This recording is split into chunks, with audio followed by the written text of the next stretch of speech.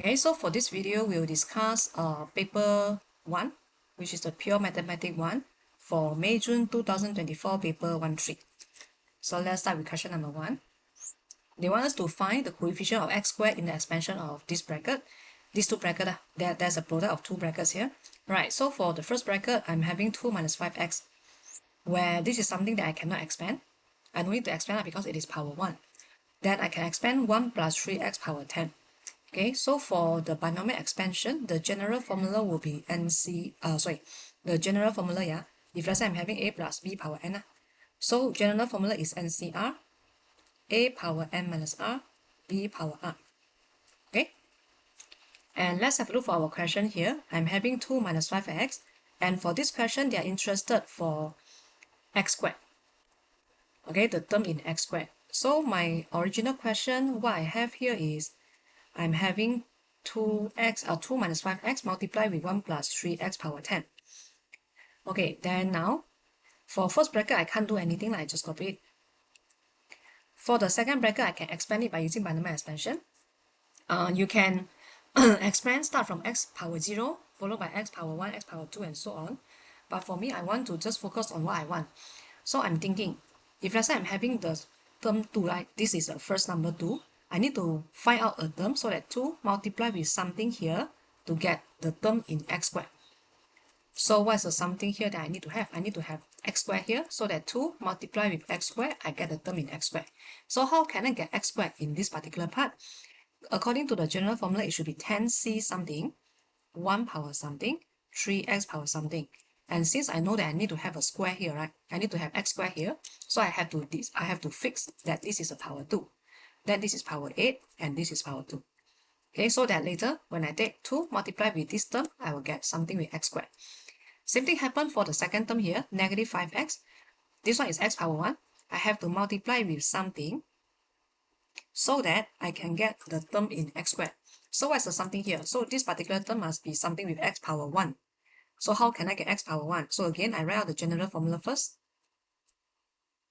Since I know that I want to have something with x power 1, right? So I fix the power for this 3x here as a 1. So this is a 9 and this is a 1. Okay, so after you fix the term that you want to expand, then you try to press calculator and get the answer first. So 10c2, 1 power 8, 3 squared. You are having 405 x squared. Then for this particular term, if you try to use calculator to simplify, you'll be getting this one, 30x. Okay, then same thing happen. Because you are interested in the coefficient of x squared, right? So I take 2, multiply with this x squared term, I will get 810 x squared. Followed by the next one, negative 5x multiplied with 30x. What do we get here? We'll get negative 150x squared. Okay, then simplify that. Since both of them are x squared term, right? So you can multiply them. So, sorry, you can minus them, and therefore you get 660x squared here. For this question, they're asking for coefficient. So usually for me, I will just write out the answer again, yeah? So the coefficient means only the number itself in front of the x squared, which is 660.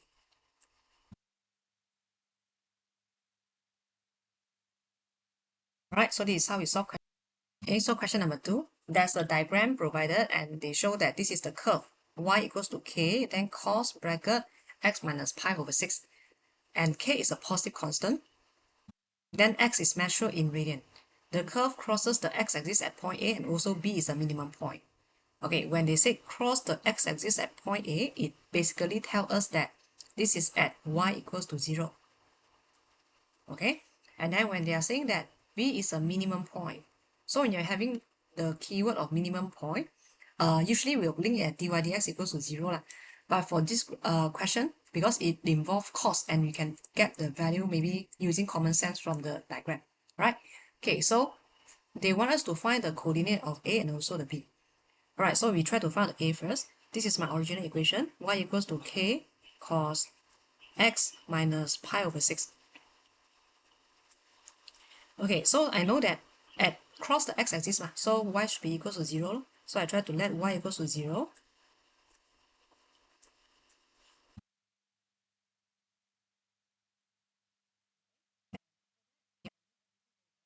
Then I will have x minus pi over 6.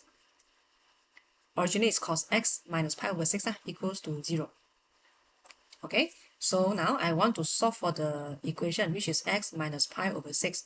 So what's the value for me to get cos something equals to 0? So you try to imagine the original graph for cos. Okay, so for the original graph here, cos start from 1, right? So you go down to the -1 and come up again. Okay, so for your information, this is a 1, this is -1, original graph lah. Okay, and this is 2 pi. This is 3 pi over 2. This is pi. This is pi over 2, and this is 0.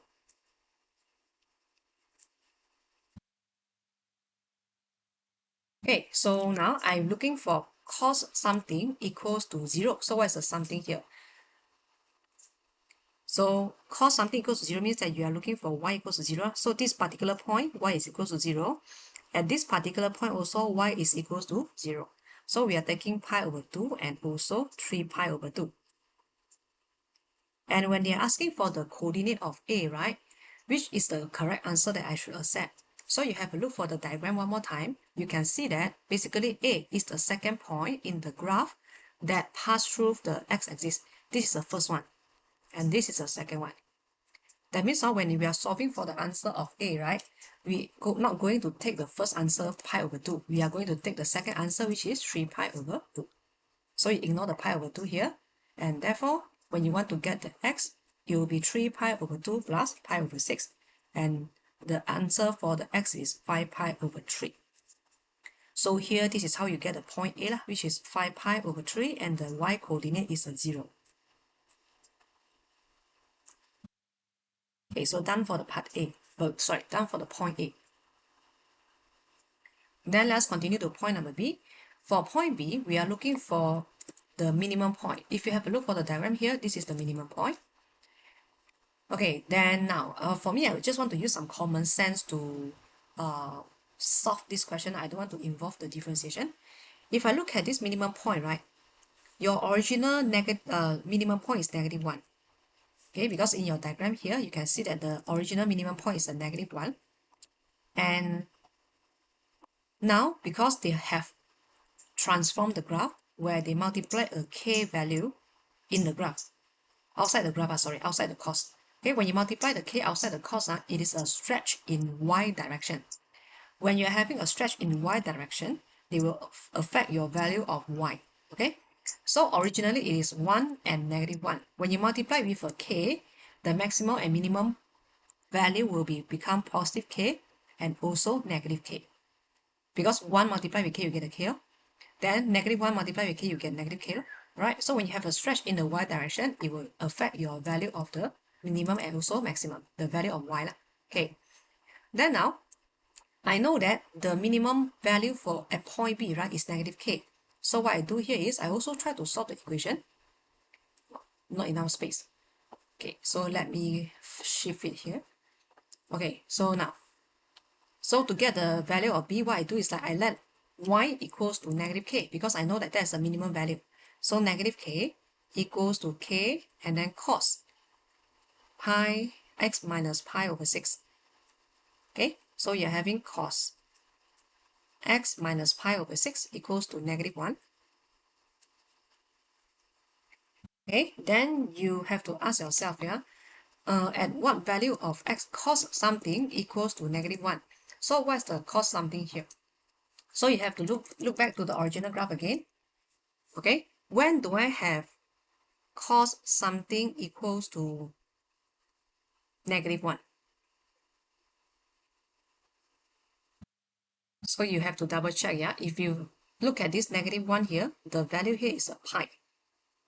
Okay, but again, if you try to observe the diagram that they provide us, right, where is your point B? Actually, point B is at the second minimum point, right? The first minimum point is this one, second minimum point is this. Therefore, the first minimum point is this one, and I don't accept the answer from here as a B. I want to continue to get the next one. So the next minimum point will be somewhere here. Okay, and I want to know what is particularly this value here.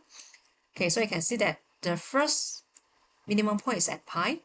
Therefore, the second minimum pi will be after one cycle. After one cycle means 2 pi. So you take pi plus 2 pi, this value will be a 3 pi here. Okay, that means you'll be having x minus pi over 6. I will not take pi as answer, but I want to take 3 pi as answer. The second minimum point, right? And if I try to get the value of xa, I will get it as 19 pi over 6. So this is how we get the coordinate for the b, where it is actually 19 pi over 6 and also negative k.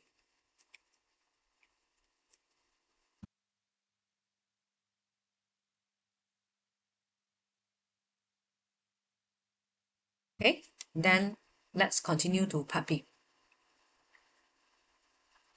For part b, find the exact value of t that satisfies this equation. Okay, so highlight the keyword exact value. That means your answer in fraction. Okay, so 3 sine inverse t, 3t, sorry, then plus 2 cos inverse sec 2 over 2 equals to pi. If you are using ES calculator or EX calculator, basically to solve the exact value for cos inverse sec 2 over 2 should be no problem. But if you are using MS calculator, then you might need to consider the triangle ratio to help you. So to get sec 2 over 2, my graph should be 1, 1 and square root 2, and the angle should be pi over 4. So all this triangle and also the angle itself, you have to remember it, and also the ratio, so that you can apply it in exam if you are using MS calculator. Right, so from here, actually I know that if I'm having cos pi over 4, right, my answer is 1 over sec 2. 1 over sec 2 is basically sec 2 over 2. Okay, right, so if I try to answer this question, I'm having 3 sine inverse 3d, then plus 2. Cos inverse sec 2 over 2 will be pi over 4. That equals to pi. Okay, so what do I have if I get sine inverse 3d? I move the pi over, become pi over 2, and divided by 3, you're having pi over 6. 3d equals to sine inverse pi over 6.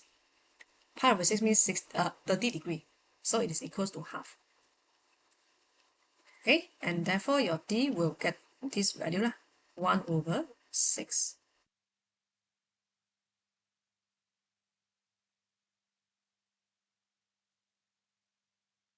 So this is how we get the answer for question number 2. Question number 3, the diagram shows a sector of a circle, right? This is a sector, and then radius is CA and CB with the length R. Then the size of the reflex angle ACB is radian, is theta radian. Then sector and perimeter, sector has a perimeter of 65 and also the area of 225. So they want to find the R and also the theta. Okay, so I think this question is quite straightforward as well, because you just need to solve simultaneous equation and get the value for R and theta. But of course, you need to set up the question first. Okay, so since they give us the idea, the information where perimeter is equals to 65. So I will let perimeter equals to 65 first.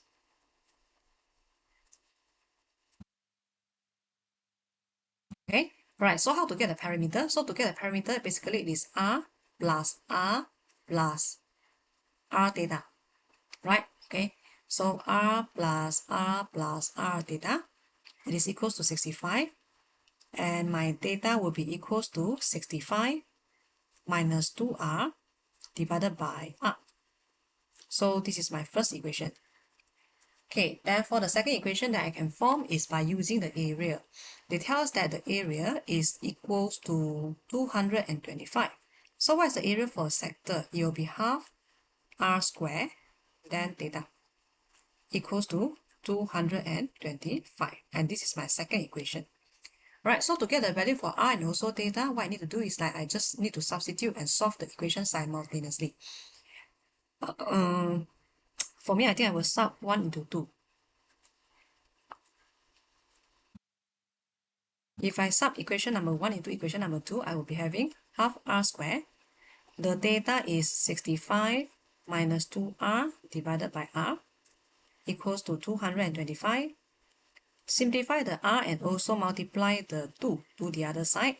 And then I will have this 450. I will need to multiply the r squared in an r inside, because this and this can be cancelled off. Oh, so I have 65r minus 2r squared.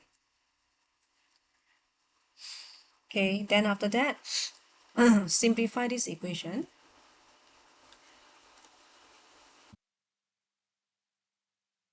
Bring it over, right? It will become close. Oh, okay, so 450 equals to 0. Then from here, can we simplify? I don't think so, right? So you can directly try to factorize it. I'm having 2r and also the r. And then to get 65, 45, 45, and 10, right? This one is a 10. So 45 and 20. So I will need to have minus and minus become positive. Okay, so from here I get two values for r, where r equals to 45 over 2 and also r equals to 10.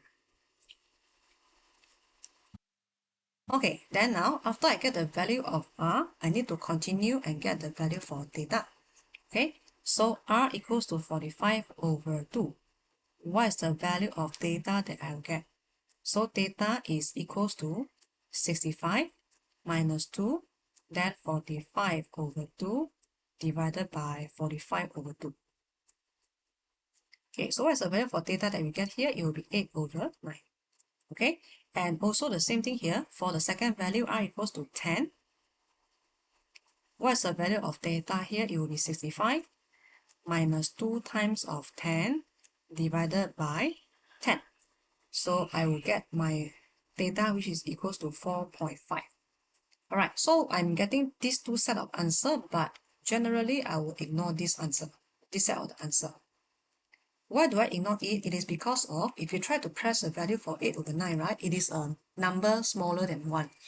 But if you have a look for our diagram here, the diagram shows us very clearly that the theta is more than 180 degree, which is the theta is more than pi radian.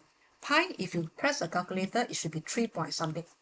Okay, therefore our theta, it is impossible to have a smaller value than 1, smaller value than 3. So this definitely is the wrong answer.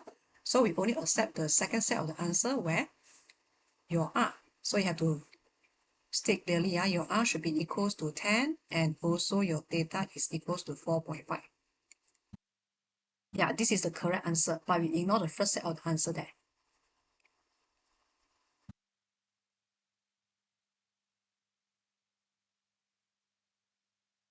Okay, alright, then let's continue to part B.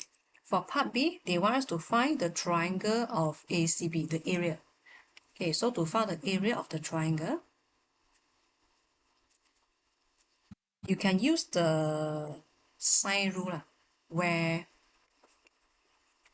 you can imagine this triangle, right? Okay, and you know that this angle itself is 2 pi minus theta. So I want to use a sine rule, half AB sine C. Okay, so because I know the two side here is radius, so I directly use half r square sine 2 pi minus theta. And since we already get the value for r and also the theta just now, right? So you just substitute inside. My value of r is a 10. My theta here is 4.5. So just try to use calculator and also help you to get the answer. So this is what you get.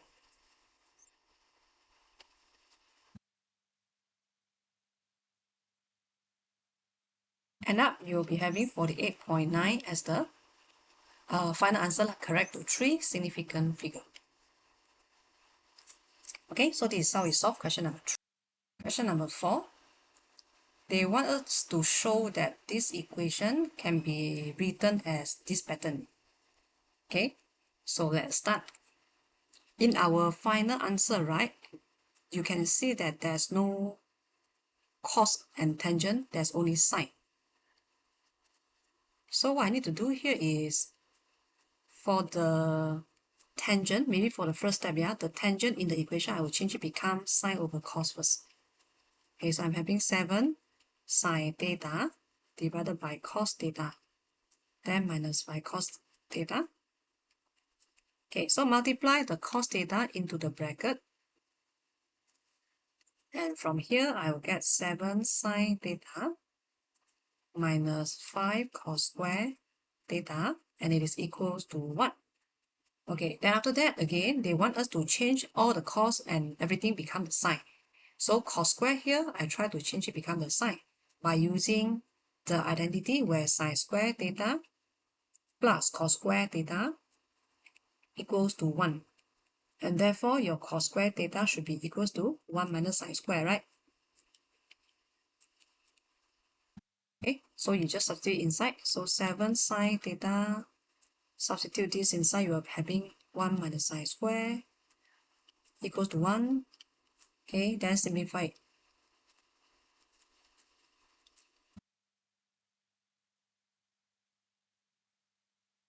Okay, so from here, if you didn't do any careless mistake, yeah, by right, this is what you should get.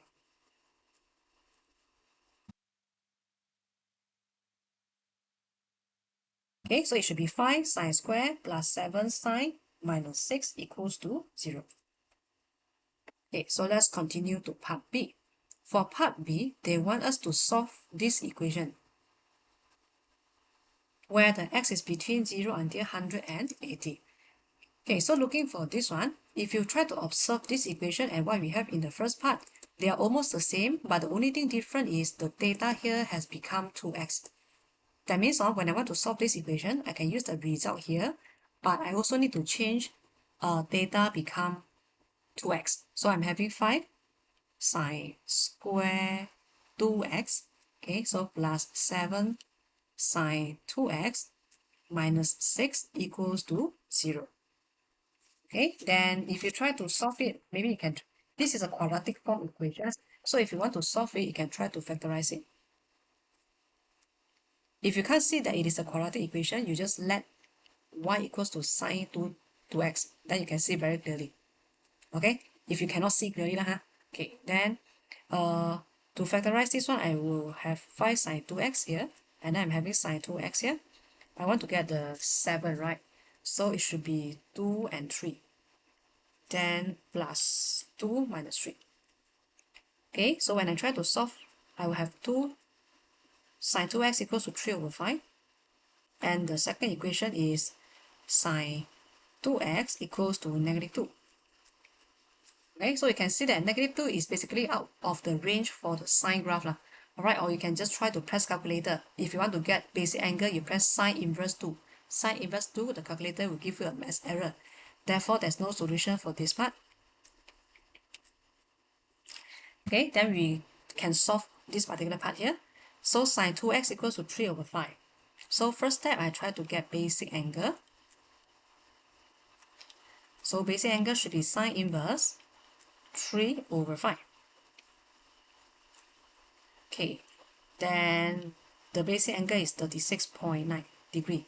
So correct to 1 decimal place. And now I want to go through the quadrant so that I can get the value for 2x. Okay, so when I want to go through the quadrant,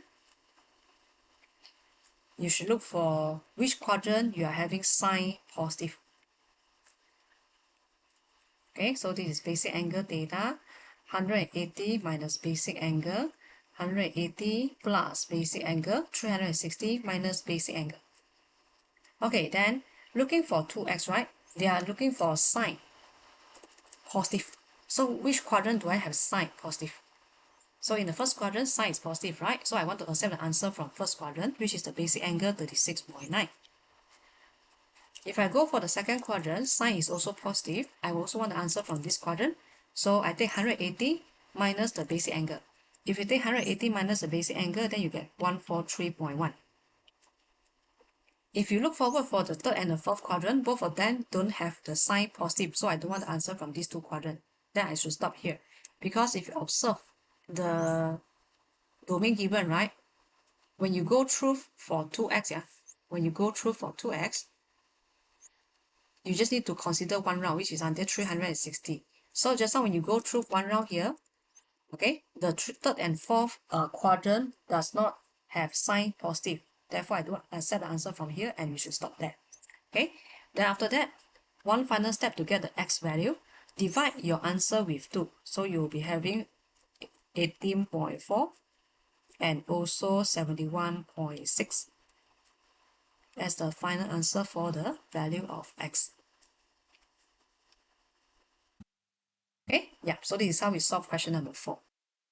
Okay, so question number 5. We are given the equation, and then they want us to find the coordinate of the stationary point. Okay, so to find the stationary point, we have to find out the differentiation dy dx, and we let them equals to 0. And after that, we solve for the x coordinate from this equation, dy dx equals to 0. Okay, so let's start. We are having y equals to 2x squared, and then minus half x power negative 1 plus 3.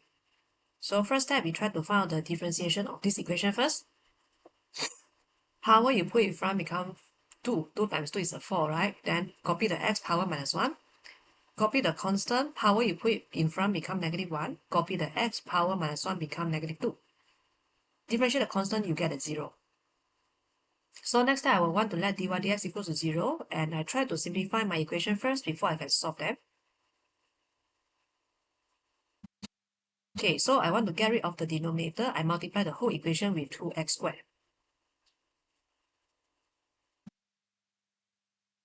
Okay, so from there, you'll see that your x power 3 equals to negative 1 over 8, and take the cube root. Okay, so when you take the cube root for negative 1 over 8, you'll get negative 1 over 2.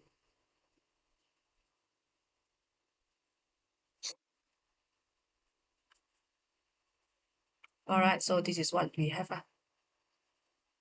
Okay, this is the x coordinate, and since they're asking for the coordinates of the stationary point, we also have to find the y.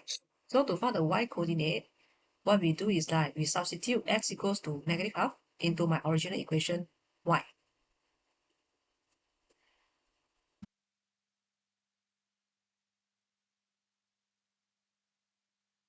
Okay, so simplify your answer very carefully. By right, you should get 9 over 2. Okay, then if you want, you can rewrite again on your answer where the coordinate for the stationary point is this.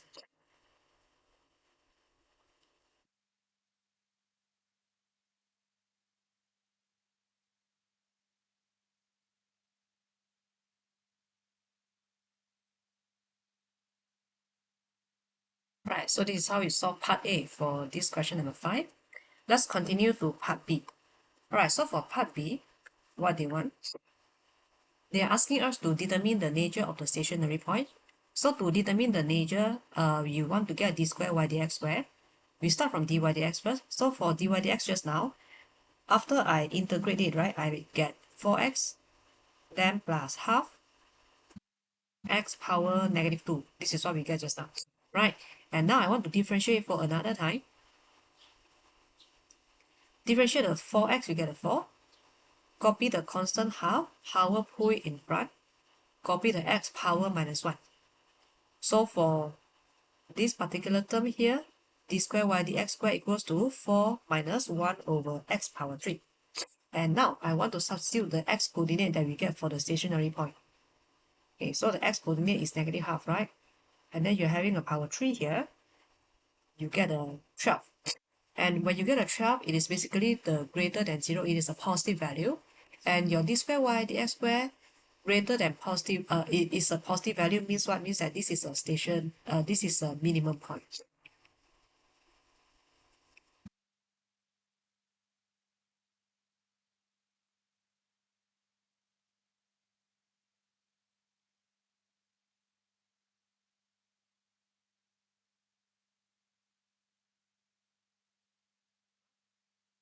Continue further, they are asking for positive values of x. Positive value of x means that they want us to consider the domain where x greater than 0. They want us to determine whether the curve shows a function that's increasing, okay, decreasing, or neither. Then give a reason. Alright, so to check whether the function is increasing or decreasing, basically we look at the dy dx. Okay, so dy dx is the gradient of tangent. So if it is positive, that means your graph is increasing. If it is negative, keep on in negative, then that means your graph is decreasing, right? So now for my dy dx here, I'm having 4x and then plus 1 over 2x squared. Okay, so you can see that for this particular 4x, when x is greater than 0, 4x is always positive.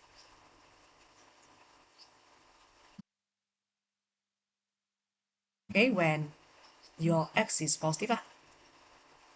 Okay, then for this particular term here, 1 over 2x squared, it is always positive no matter what is the value of the x, right? Okay, so end up you can see that dy dx, when you add them together, yeah, dy dx is always positive.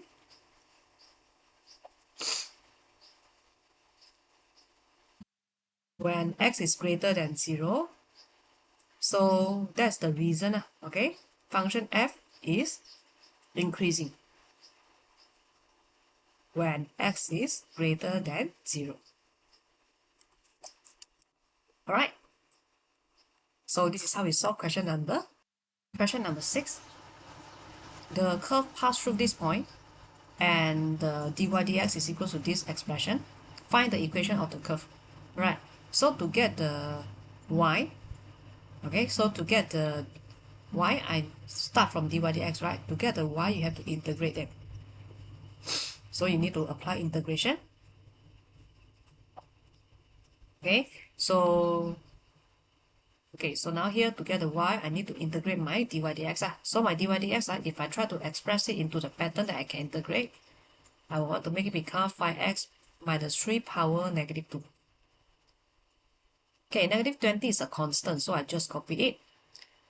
Then integrate the the bracket power negative 2, copy the bracket power plus 1. Negative 2 plus 1 become negative 1. So you have to divide it by a new power. After that, you need to differentiate the thing inside the bracket. Differentiate 5x minus 3, you get a 5. So you have to divide it by 5 as well, then plus c. Okay, then if you try to simplify it, what do you get here is y equals to 4 over 5x minus 3 plus c. Then I need to decide the value for the c, right? So how to decide the value of the c? I have to substitute the coordinate. Because here, coordinate here, we get the x, we get the y. Alright, so I can substitute directly to get the constant c. So substitute negative 3 at the y part. And then for the x, you have to substitute by using 4 over 5. Okay, then you basically get c equals to negative 7. And you rewrite your final answer again for the equation of the y. So 4 divided by 5x minus 3 minus 7.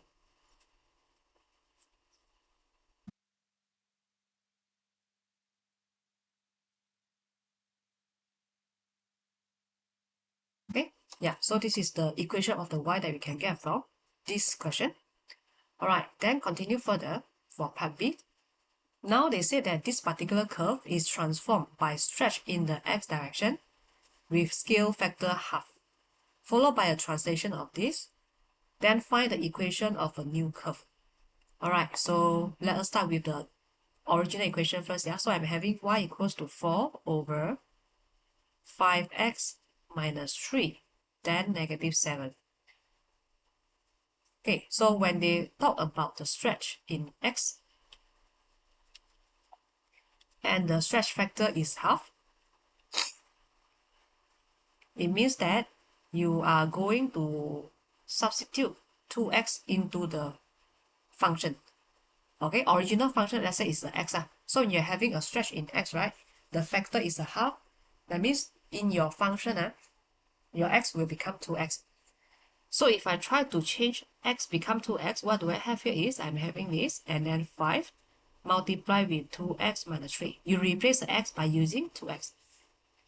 Okay, so after you simplify this particular part here, you will be having 10x minus 3, then minus 7. Then after that, what is the second transformation? The second transformation is translation. Okay, in x direction with 2 unit to the right and also 10 unit go up in the y. Alright, then if you write it out in a function form, right, this one basically is your x, you have to replace it by x minus 2. And then for the 10 here, you have to add a 10 outside the whole function. Alright, so if I apply this transformation in my step here, in my equation here, okay, so I'm having 4, just copy the 4. 10 is a 10. For the x, you have to replace it by using x minus 2. 10x become 10x minus 2, then minus 3, minus 7 you just copy, and then for a plus 10 at the end of the function, you put a plus 10 like this. Right, then again, try to simplify your answer again, your equation again. So I'm having 10x minus 20 minus 3. Then plus 3 here. Then further simplify it, you'll be having 4 divided by 10x minus 23 plus 3. Okay, so this is basically the equation after I transform my original graph by using the stretch in x and also the translation in both x and y. Right, so this is how you answer question number 7. The first term of an arithmetic progression, highlight the word first term, arithmetic, is 1.5. So here, very obvious, you know that a is equals to 1.5. Then they say the sum of the first 10 term is 127.5. So from this sentence, you know that S10 equals to 127.5. Now, by using all this information, they want you to find the common difference. Okay, so let's start. I will start from S10 equals to 127.5. So what is the formula for S10? Alright, so just to help you recall a little bit, yeah. Sn means that n over 2, 2a, a is the first term plus n minus 1d. This formula will be provided in the formula booklet as well. So if you can't remember, then you can refer to formula booklet. For S10, you're having 10 n over 2. Then 2a plus n minus 1, which is 9. And then d, I don't know what's the value. And I let it equals to 127.5. If you try to simplify this whole equation very slowly, by right, you should get d equals to 5.2. Sorry, 5 over 2 or 2.5. Okay, so I think this is quite straightforward, yeah? Right. Easy and straightforward. Okay, so let's have a look for part B. For part B, they want you to find the sum of all the terms of this arithmetic progression whose value are between 25 to 100. Okay, so just recall back from part A again, right? Our first term is 1.5. And after that, our D is actually 2.5. Okay, then they ask us to find the term, right? The value between 25 to 100. So how can I get the value from 25 to 100? First, I want to know what's the first term that is more than 25. Okay, so I will let Tn greater than 25. What is the formula for Tn? So it will be a plus n minus 1d. I want to know which term I will get the value more than 25 for this particular arithmetic progression. Then I try to figure it out. I will get n greater than 10.4. And I know that the first term that is more than 25 for this arithmetic progression is n equals to 11. Alright, and when n equals to 11, what's my T11 here? If you substitute into the value, you'll get 1.5 plus n minus 1, which is a 10, and then d is 2.5. The very first value that you get is 26.5. Okay, same thing happened. I want to get the n term. I want to know the value of n so that it is less than 100. That means it is the last term for this arithmetic progression that less than 100. Okay, so again, 1.5 plus n minus 1, n I don't know, and then d is 2.5. Then 100. So from here, you'll get your value of n, which is 40.4. Then n must be integer, right? So the n should be 40. And again, I want to know what is the value for T40. So for T40, it is 1.5 plus a minus 1d. So a becomes 39, d is 2.5 again, then it is equals to 99. So first term is the 26.5 for now, between 25 to 100, right? They're asking for the term between 25 to 100. So the first term is 26.5. The last term will be 99. The first term is the T11 in the original arithmetic progression. The last term will be T40 in the arithmetic progression. So you can try to count from T1 until T40 means 40 terms. So If let's say I'm having T11 to T40, you're having 30 terms, right? Okay, so from T1 to, T11 to T40, basically there are 30 terms. 1 to 40 is 40 terms. So 11 to 40 will be 30 terms. So to get the sum of these 30 terms, I want to use the formula n divided by 2. Then A is 26.5 plus L, the last term. So the last term is 99. Okay, so from here I will get 1882.5.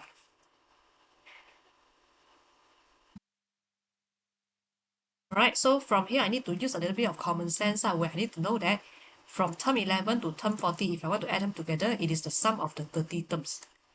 That's why you can see that my n here is a 30, and then I'm using the formula for another formula for the sum to the n term, right? Okay, so there's another formula where you are having n over 2 and then first term plus the last term. So I'm using this concept, this formula here in this calculation. Okay, so this is how we solve question number 8. We are given a circle equation, and then they say they meets the y-axis at point A and B. So meets the y-axis means that your x value is a 0. Okay, the tangent to the circle at A and B meets the point P. Find the coordinates of P. Okay, so first of all, I will want to find the point for AB first, the AB point first.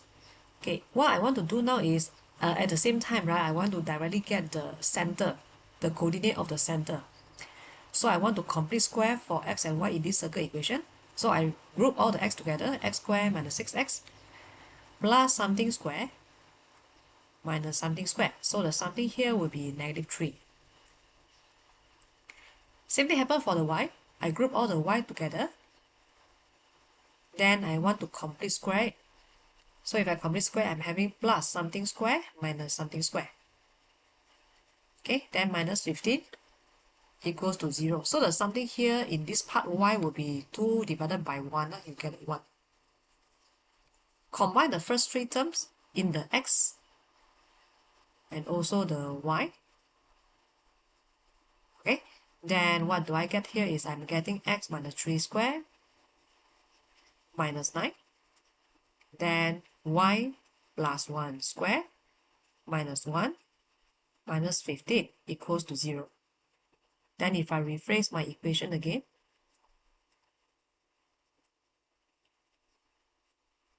it should be minus 25, but it will be 5 squared. Okay, so the center is basically 3 and negative 1. Then after that, I want to get the point for AB, right? So to get the point of AB, I will let x equals to 0 because I know that they cut the y-axis. So when x equals to 0, what happened to the equation here? You're having negative 3 square plus y plus 1 square equals to 5 square.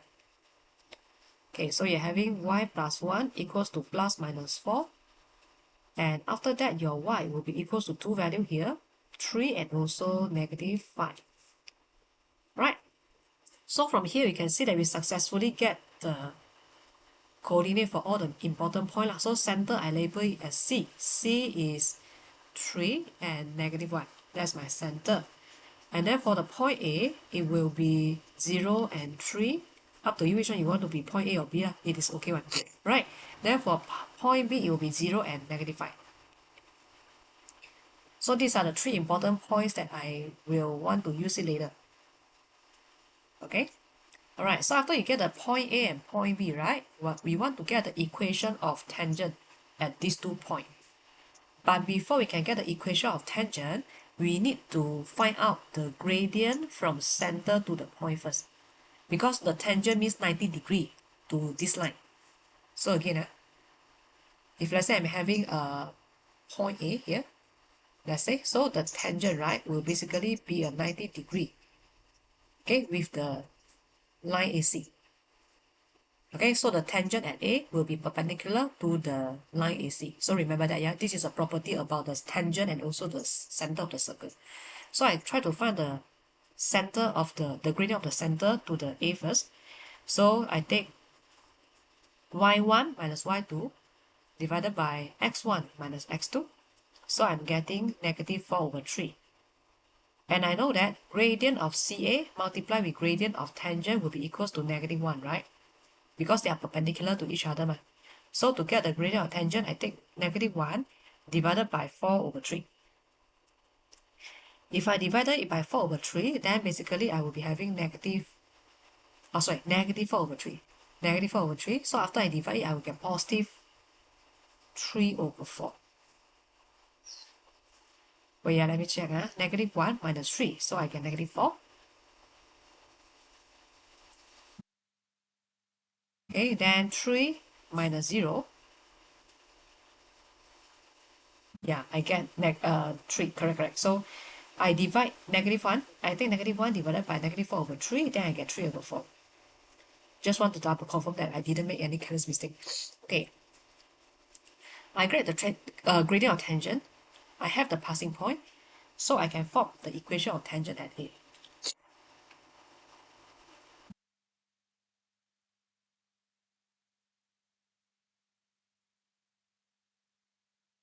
Okay, so I'm having y minus y1, the y coordinate for A is 3, then multiply, take m, then x minus x1. So what's your y equation here? Your y equation is 3/4x plus 3.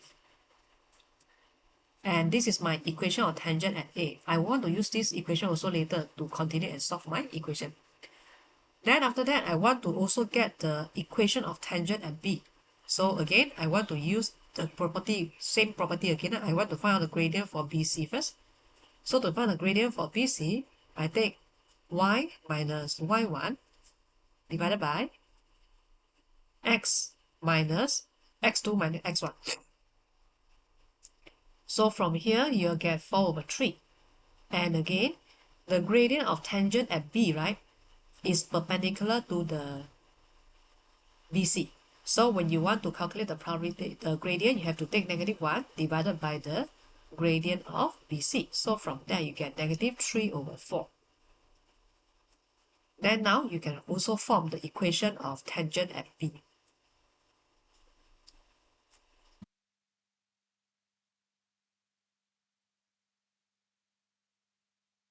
Okay, so y minus y1 equals to m, -3/4, x minus x1. Then for this particular gradient of tangent, you get -3/4x, then minus 5. Okay, so I successfully get the gradient of the equation of tangent for both line already at point A and B. And now what the question want? So if I have looked for the question again, they said the tangents to the circle at A and B. So these are the two equations. So these two tangents meet at the point P, find the coordinate of point P. So point P basically is the intersection point for these two curves. Alright, so to find the P, you need to solve this equation simultaneously.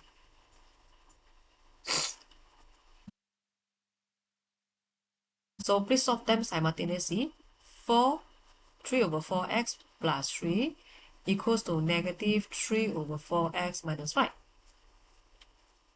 Okay, so when you try to solve them, you're having 3/2x equals to -8, and your x is equals to -16/3. Then of course, you have to substitute into either of the equation on top to get the y. So -3/4 multiply with -8 and then minus 5.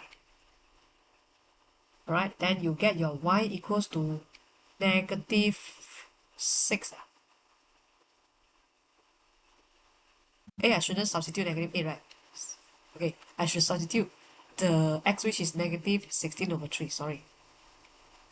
So I'm having positive 4 minus 5, then I get -1. Okay, so from here, I know my coordinate for the P now, because this is the intersection point, and I get the value from solving the simultaneous equation. So the coordinate for P here would be -16/3 and also -1. Alright, so this is how we solve question number 8. Okay, so question number 9. The diagram gives us the curve with this equation, and then they want us to find the equation of tangent to the curve at the point x equals to 3. Then give the answer in the general form of a linear equation. right? Okay, so to find out the gradient of tangent, basically we need to find out, sorry, to find out the equation of tangent, so we need to find the gradient of tangent first and also the point, right? So at x equals to 3, I want to know what is my y coordinate. So y equals to square root of 2 and then 3 power 3 plus 10. The value of y that you get, it should be equals to 8, right? 3 power 3 is 27. Yeah, so square root 64 should be an 8. Alright, so this is your point, the coordinate of the point. And now, before we can get the equation of tangent, I need to find the gradient. To find out the gradient, you need to find out dy dx first. So what's the dy dx here? So you're having a bracket with a power, right? So the power, you put it in front. When you differentiate it, copy the bracket, power minus 1 become negative half. And after that, you need to differentiate the thing inside the bracket here. You are having 6x squared. Then please simplify your equation here or your expression here. By right, you will get 3x squared, then divided by square root of 2x cubed plus 10. And since they are asking us to find out the equation of tangent at x equals to 3, so what I need to do here is I need to substitute 3 into my dy dx to know the gradient of tangent.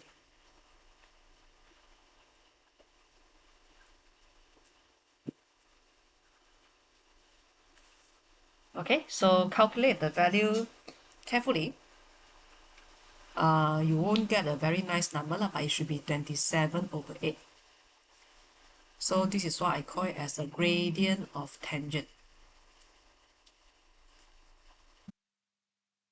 Okay, so you got the point.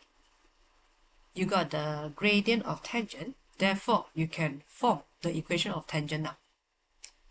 Okay, so equation of tangent.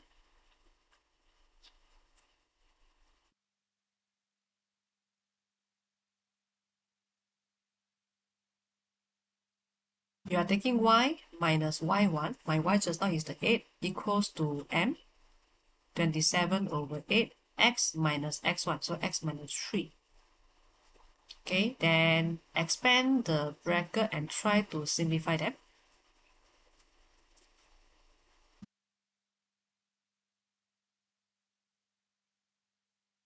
Right, so your equation looks something like this.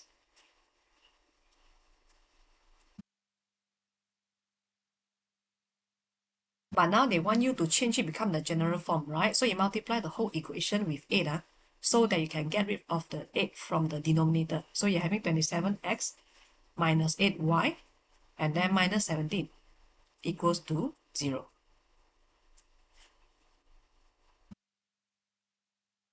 So this is how we get the equation of tangent in the general form. Alright, then let's continue to part B.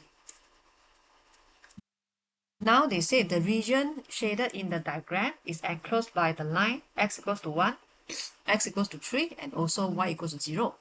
They want you to find the volume of the solid obtained when it is rotated through the x-axis.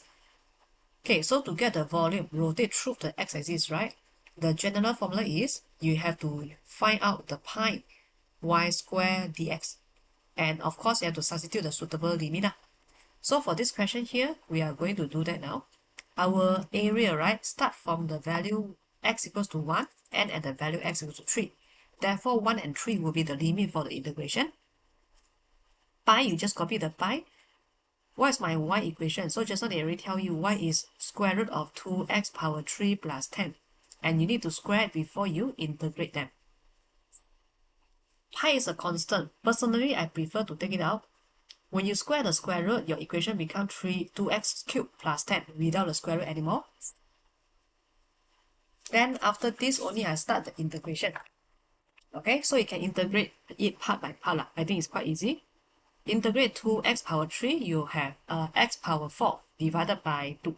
After you simplify, right? Because x power 4 divided by 4, so 2 over 4 you get 1, half. Okay, so 1 over 2.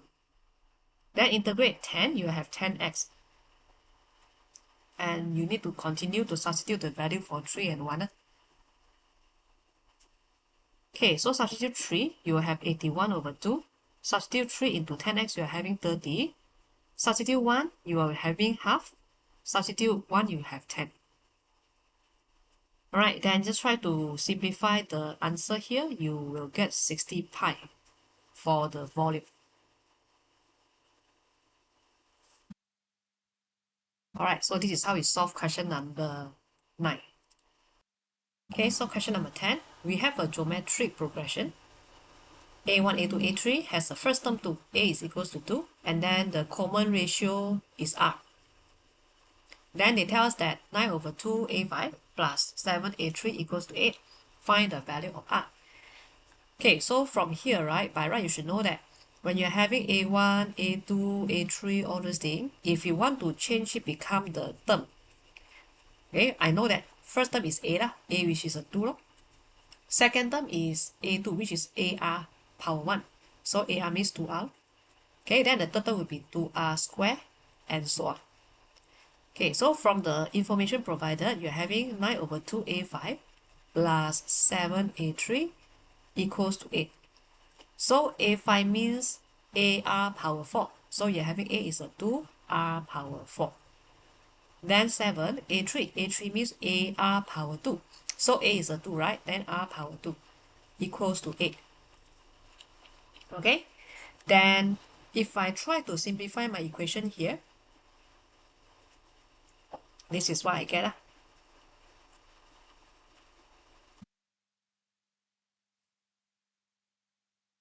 Okay, this is a quadratic form equation in R squared. Then I can further factorize it. I want to get 14, right? So 4 and 2. 9 times 2 is 18, and then I have a 4 here. Positive 14 means 9 times 2 is positive, then this is minus. Okay? Then if you try to solve this equation, right, after you factorize them, you have R squared equals to 4 over 9, and then R squared equals to negative 2. So I think this part is very obvious, right? When you try to solve this, you cannot take square root with a negative number, so there's no solution from this part. And after that, your R, when you want to take square root, it should be include the plus and minus sign. So square root 4 over 9. And from that, you get R equals to plus minus 2 over 3. Okay, then if you try to read the answer very carefully again, so they did mention that R is greater than 0. So your R is only having one value, which is a positive value. And therefore, I need to rewrite my final answer again. My final answer, I only accept the R, which is equals to positive 2 over 3.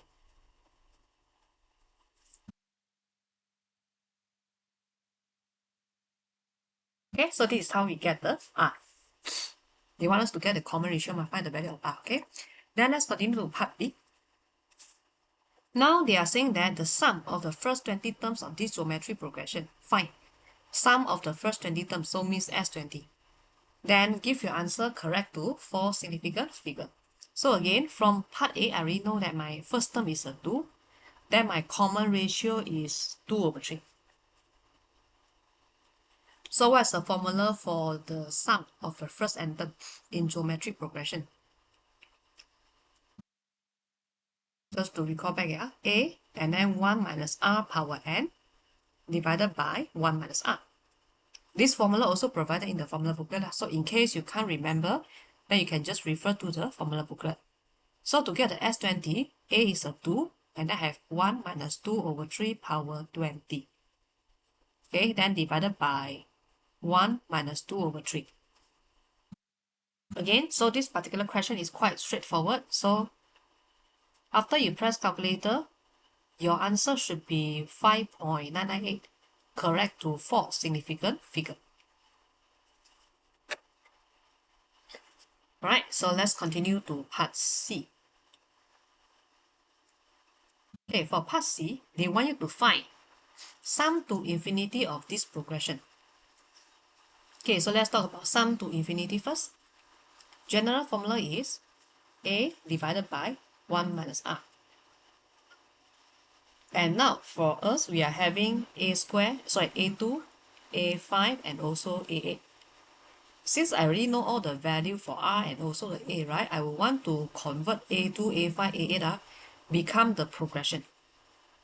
Okay, so what is A2? A2 means 2 AR1, AR power 1. AR power 1 means 2, and then R is 2 over 3, then power 1.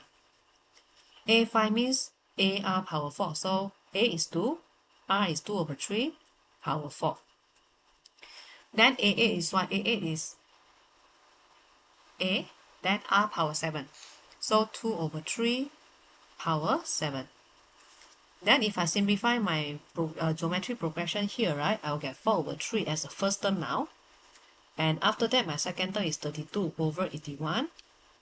And then I'm having the A8. I don't go and find out anymore because I think I just need the A and also the R. So how can I get the R from these two terms here? So the R will be 32 over 81 divided by 4 over 3. So the R for this particular geometric progression will be 8 over 27. Right, and now you're having the new value for A. A is 4 over 3 for this particular A2, A5, A8, and also the R is this value. And therefore, to calculate the sum to infinity, what do I have here is I'm having A, 4 over 3 divided by 1 minus R. So 1 minus R, which is 8 over 27. Okay, so 36 over 19 will be your final answer for the sum to infinity. Okay, so this is how we solve question 10. Alright, so the last question for this paper, question number 11. The function f is defined like this, and they want us to find the range of f by using completing the square. Okay, so before you can complete the square, right, I usually you have to make sure that the coefficient of x squared is a 1. Therefore, I have to factorize out the negative first. Then I'm having x squared minus 6x.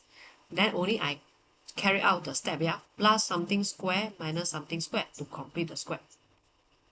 Okay, so the plus 10 is not affected, so I just put it as outside plus 10. Okay, so what's the something here? Yeah, so negative 6 minus negative 6 divided by 2, you should have negative 3. So this is what I want to have here. And after that, I combine the first 3 terms as the first bracket, as a big bracket. So I'm having negative, then x minus 3 square, then minus 9, and then plus 10. Next step, multiply the negative into the both term in the big bracket here. So you'll be having negative x minus 3 square plus 9 plus 10. Further simplify it. This is what you have. And then from the completed square form, right, if you have a look for the coefficient in front of this whole bracket here, it is a negative value, right? So this one means A is smaller than 0. When you are having A smaller than 0, basically it tells you that you are having the N shape of the graph. The graph is N shaped, and coordinate for the vertex or the stationary point basically is the x. You can get it from the continuous square form here. So x minus 3 equals to 0, you get x equals to 3. That means the x coordinate for the vertex will be 3, and the y coordinate for the vertex is 19. Since this whole graph, the maximum point is at 19, therefore I know that the range of this particular function, the value of y will be less than or equals to 19. Because if you try to observe from the graph, right, the highest point is 19. So the range means all the y value for your graph, right? So highest point is 19, therefore the range will be smaller equals to 19. So this is how we decide. Okay, then let's have a look for part B. For part B, now they give us a function gx. Then it is given that the graph of g inverse fx meets the graph of gx at single point. Single point. So determine the coordinate of P. Okay, so the word meets tell us that they intersect. Alright, so to find the intersection point, you have to solve the equation simultaneously, which means that if you want to solve, then you will be having g inverse fx equals to gx. Alright, so for this question, if you want, you can try to find the G inverse first, then composite it with function f, then equate it to gx if you want. So for me, I a bit lazy to find out the G inverse. So what I want to do here is I try to composite a function G in front of the equation. Then for the right hand side also, I want to make it become G. So I'm having, so that it balances.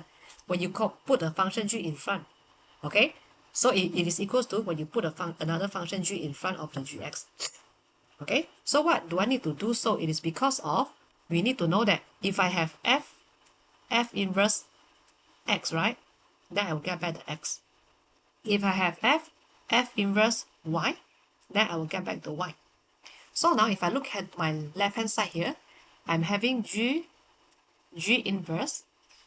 If let's say x, then I get back the x. But now my equation is G inverse function fx. So if I having G inverse function fx, then I should get back the fx. Which means that on my left hand side of the diagram, it will be of my equation, it will become fx here. Then equals to gx. So fx equals to the composite function of gx. So I'm doing this step because of I lazy to find a G inverse. Then only I found the composite function. So I prefer to directly make it become no more G inverse here first. Then only I continue with the solving part, the solving equation. Okay, so what's my function fx? So function fx from part A just now, you know that it is 10 plus 6x minus x squared.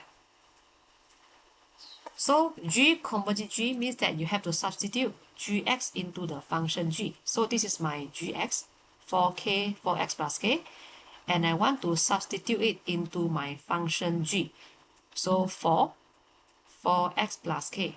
The x here become 4x plus k lah, then plus k again. Okay, then if you try to expand it, what do I get?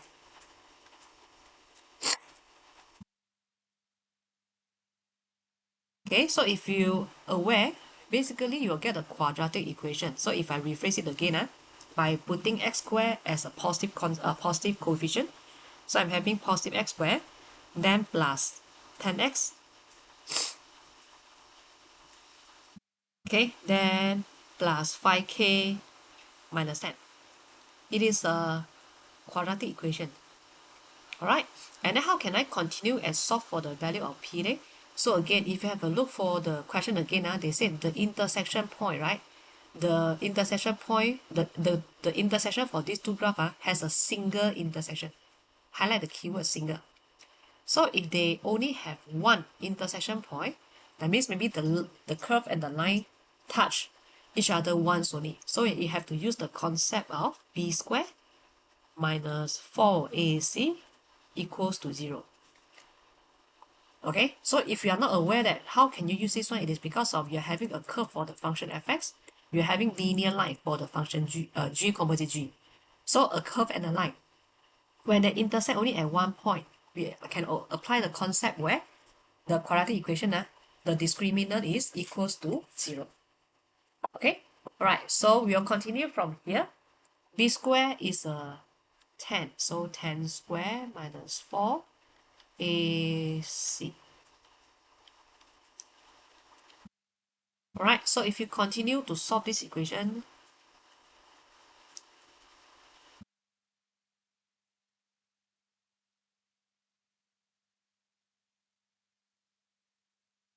plus 40, is it? Well, yeah, let me have a look again, yeah. So 5k minus 10. Yeah, correct. So k should be equals to 7. Alright, so I get the k equals to 7, but they are not interested in the value of k. They are interested in the coordinate of p.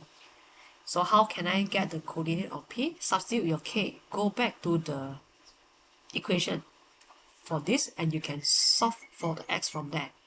Okay, so I'm having x squared plus 10x. 7 times 5 is 35. So you're having 25 here equals to 0. When you try to solve this particular equation here, your x coordinate is equals to negative 5. So you can see that you got only one value of x, which means that they intersect only at one point. Then to get the value of y, you substitute it back into the equation.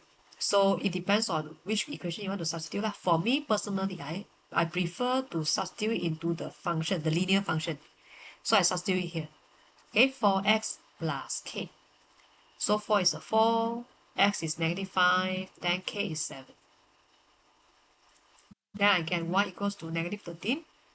And this is what we have for the point P, the coordinate for the two functions shown in the question, which is -5 and also -13.